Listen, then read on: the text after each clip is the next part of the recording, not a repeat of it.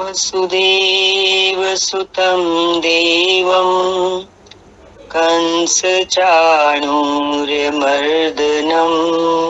देवकी परमानन्दं कृष्णं वन्दे जगद्गुरुं कृष्णं वन्दे जगद्गुरुं। ओम। श्रीमद् भगवद गीता अथ नवमो अध्याय। आज 9वां अध्याय आरंभ करते हैं। ओम श्री परमात्मने नमः। अध्याय 6 तक योगेश्वर श्री कृष्ण ने योग का क्रमबद्ध विश्लेषण किया, जिसका शुद्ध अर्थ है यज्ञ की प्रक्रिया। यज्ञ उस परम में प्रवेश दिला देने वाली आराधना की विधि विशेष का चित्रण है। यज्ञ को हम ये बाहर का रिवाजी यज्ञ ना समझ लें। क्या है यज्ञ? यज्ञ है उस परमात्मा में प्रवेश दिला देने वाली आराधना की एक विधि विशेष, उसका चित्रण है गीता में। जिसमें ये कैसा यज्ञ है, सामग्री क्या है, हवन सामग्री, जिसमें माना जिस यज्ञ में चराचर जगत हवन सामग्री के रूप में है। स्वाहा, स्वाहा क्या करना है? जो दिख रहा है, कि जो भी दिखता है इंद्रियों से जो ग्राह्य होता है वो जड़ होता है। तो जड़ को क्या करना है? चेतन की तरफ बढ़ना है, तो जड़ को सामग्री की तरह से स्वाहा स्वाहा, मतलब उसके परे जाओ, छूटते चले जाओ। मन के निरोध और निरुद्ध मन के भी विलय काल में वह अमृत तत्व विदित हो जाता है। पहली सीढ़ी है मन का निरोध, और उस निरुद्ध मन को भी क्या करना है? विलय करना है। विलय हो जाता है उस परम तत्व में, तब उस अमृत तत्व को विदित किया जाता है, विदित हो जाता है।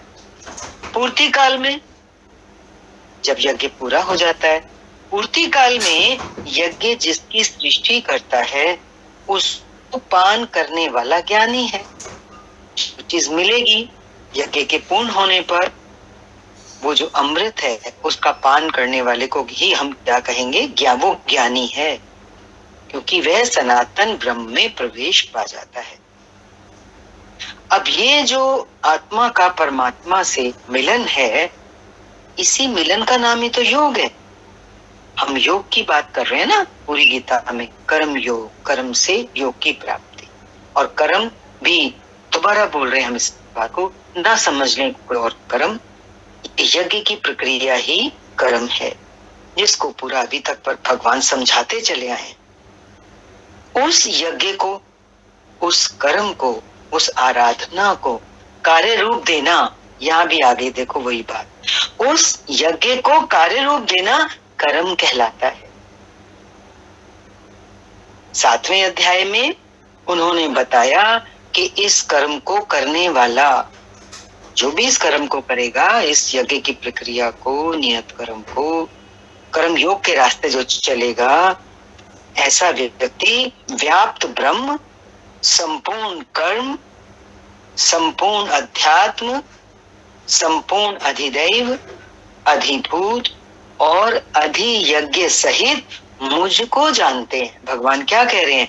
ये सारे जो अभी टर्मिनोलॉजीज आई, वर्ड्स आए, ये सब पीछे अभी अध्याय में भगवान ने हमें खोल के समझाए हैं। और इस तरह से इन 8 विभूतियों सहित जो जानने वाला है योगी, वो भगवान कह रहे हैं वो मुझको जानता है। 8वें अध्याय में उन्होंने कहा कि यही परम गति है। इस प्रकार जो मुझे व्याप्त ब्रह्म, संपूर्ण कर्म, संपूर्ण अध्यात्म, संपूर्ण अधिदैव, अधिभूत और अधियज्ञ सहित जो मुझको जानते हैं, उन्होंने कहा कि यही परम गति है। अब इन 8 अलग तरह की जो चीजें यहाँ बताई हैं, इनसे कंफ्यूज होने की जरूरत नहीं है। ये सभी चीजें उस परमात्मा को ही इंगित कर रही हैं। ये सब चीजें उस प्रभु में ही हैं। तो उस प्रभु की महिमा को बताया है इस तरीके से, और उसको प्राप्त करना, जो इस प्रकार मुझे जानते हैं वो मेरी परम गति को प्राप्त होते हैं। और यही परम धाम है, परम धाम भी यही है।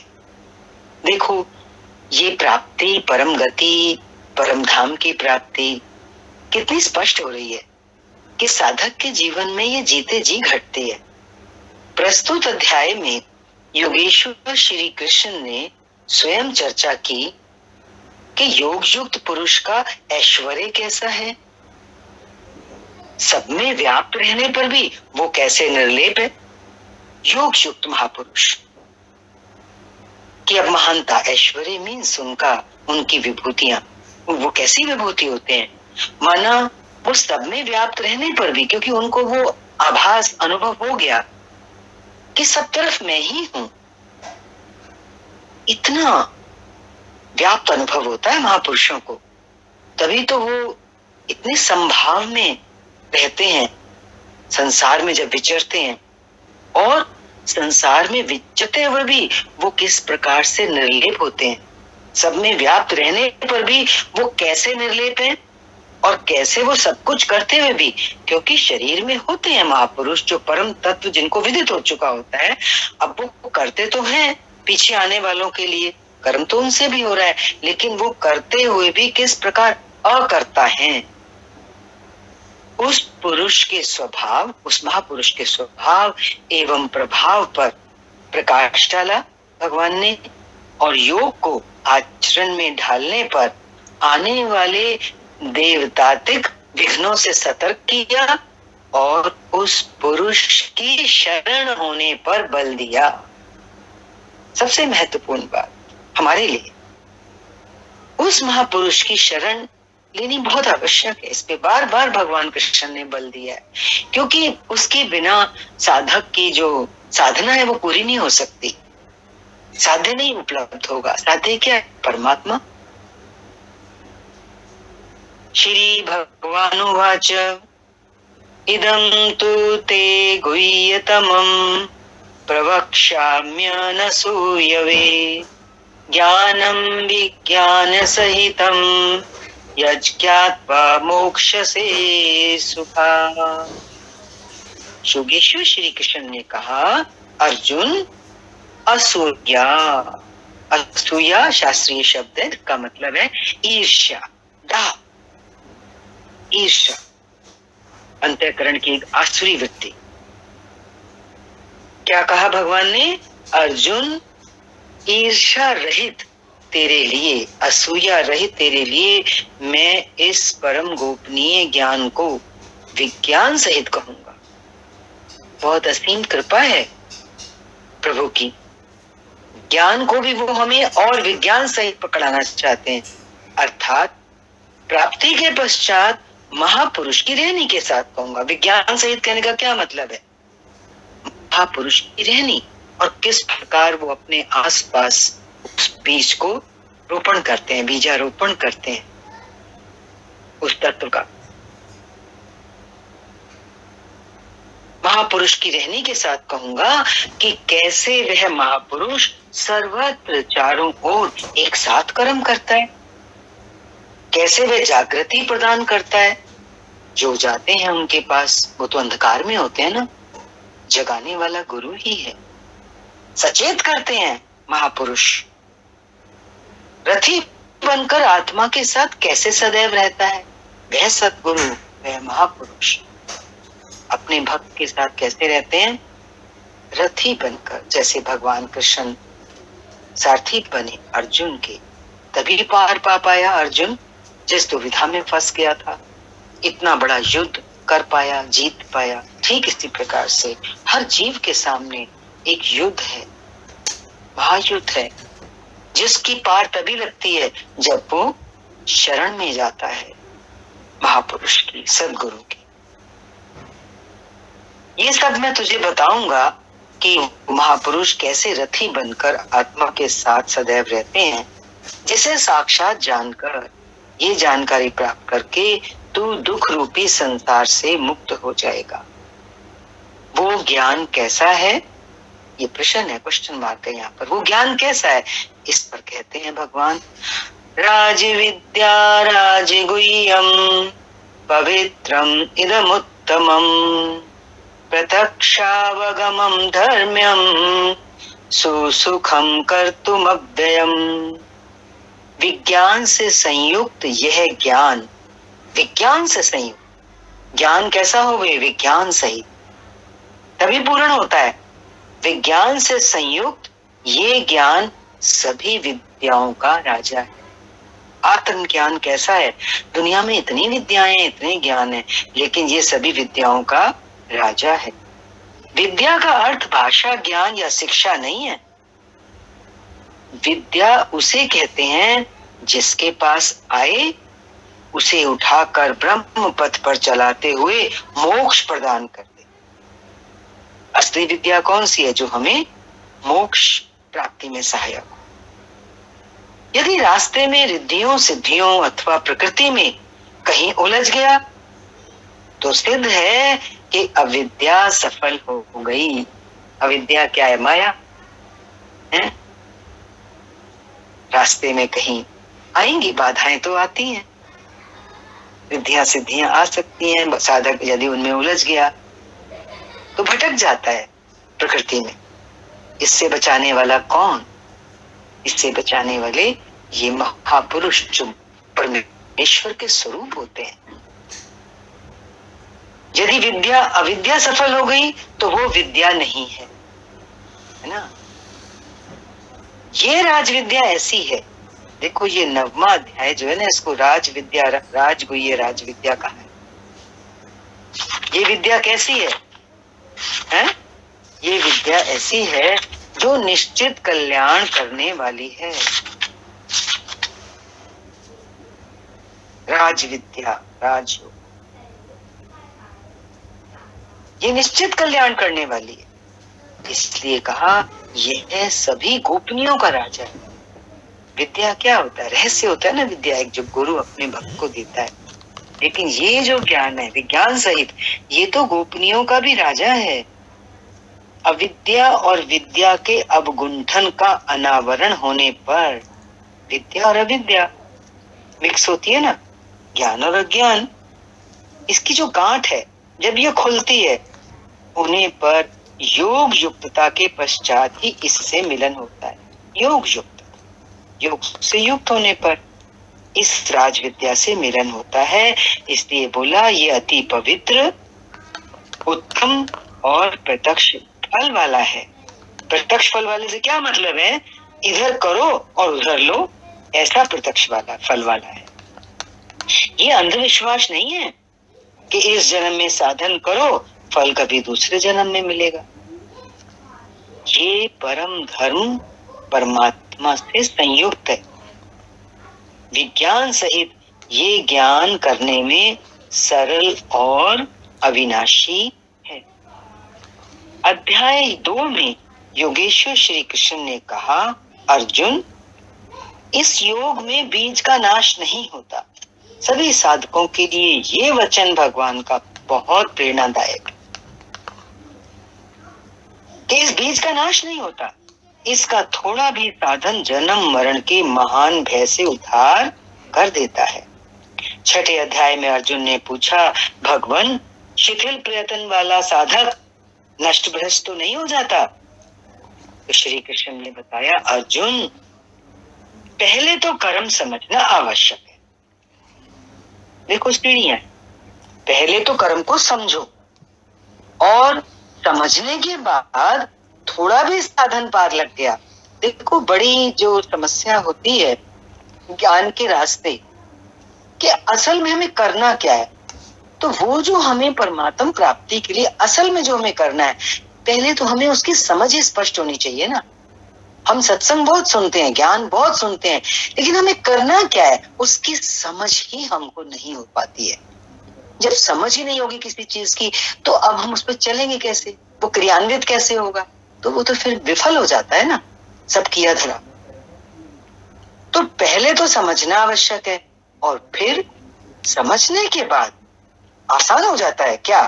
थोड़ा भी साधन अगर पार लग गया थोड़ा भी पुरुषार्थ कर लिया व्यक्ति ने तो उसका किसी जन्म में कभी विनाश नहीं होता। तो देखो, पहली चीज जरूरी है कि इसको समझो। छोटे सत्संगों में और साधारण भाषा में जब सद्गुरु हमें समझाते हैं तो हमें यही लाभ होता है कि हमारी समझ खुलती है, हम समझ को पकड़ पाते हैं। किसी भी जन्म में उसका विनाश नहीं होता है उस साधन का, बल्कि उस थोड़े से अभ्यास के प्रभाव से वो हर जन्म में वही करता है। एक जन्म में, किसी जन्म में अगर थोड़ा भी कर लिया ना तो उसका ऐसा प्रभाव हो जाएगा जीवात्मा के ऊपर कि फिर तो वो हर जन्म में उसको करने पर बाध्य ही होगा, वो रह नहीं पाएगा। और फिर धीरे धीरे करते करते अनेक जन्मों के परिणाम में वहीं पहुंच जाता है जिसका नाम परम गति अर्थात परमात्मा है। तो देखो, सत्संग में आने वाला कोई भी पुरुष, कोई भी व्यक्ति बहुत भाग्यशाली है कि वो इस रहस्य को जानने के मार्ग पर तो आया। अब जो यहाँ जो भी हमने पढ़ा वो ये जरूरी हो जाता है कि आ तो जाते हैं हम सत्संग में, बहुत सुनते भी हैं, लेकिन भगवान ने यहाँ जो कहा कि इस कर्म को समझना आवश्यक है। अब ये एक अच्छा क्वेश्चन है सबके साथ, क्या हमने उस कर्म को समझा जिस कर्म में वर्तने से हमें परम गति प्राप्त होगी? अगर हमने उस कर्म को समझा ही नहीं तो फिर हम साधन कौन सा करेंगे, साधना क्या करेंगे? फिर तभी महापुरुष कहते हैं ना कि सत्संग में खाली तुम आना जाना करते हो, आना जाना नहीं करो, समझो। ये जो समझ शब्द है ना, इसको गहरे में उतारो।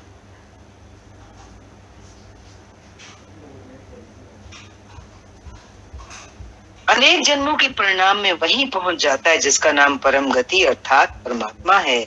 उसी को योगेश्वर श्री कृष्ण यहाँ भी कहते हैं कि साधन करने में बड़ा सुगम और अविनाशी है, परंतु इसके लिए श्रद्धा नितांत आवश्यक है। देखो क्या कह दिया भगवान ने, मुश्किल कुछ नहीं। और ये साधन कैसा है? अविनाशी, इसका कभी नाश भी नहीं होगा।